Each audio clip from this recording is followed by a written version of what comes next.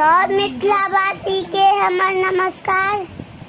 आइ हम अहाँ सब लेब एकटा ब्राह्मण के गीत अनलहुँ हैं। नीक लागत तऽ सब्सक्राइब करब, लाइक और शेयर सेहो करब।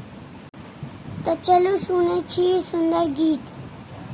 ब्राह्मण बिना पुरुष के अबला एक नारी यो करबै कौन उपाय यो ना ब्राह्मण बिना पुरुष के अबला एक नारी यो करबै कौन उपाय यो ना जहिना जन्म अकेला लेलहुँ तहिना पृथ्वी के भार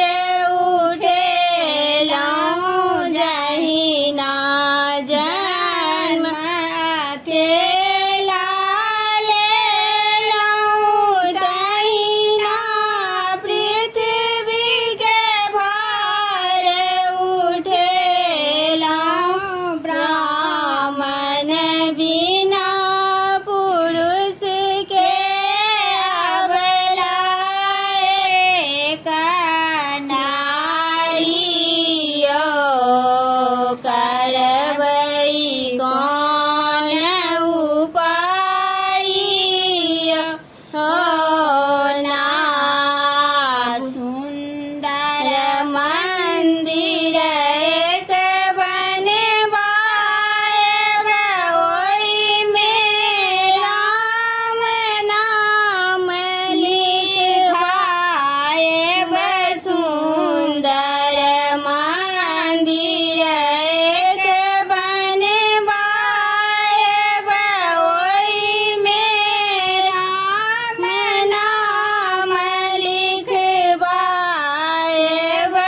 अबला तरतै राम नाम लेके जगत के नारी यो करबै कौन उपाय यो ना ब्राह्मण बिना पुरुष के अबला एक नारी यो करबै कौन उपाय यो ना। उम्मीद है कि यहाँ सबके गीत नीक लागल है। धन्यवाद।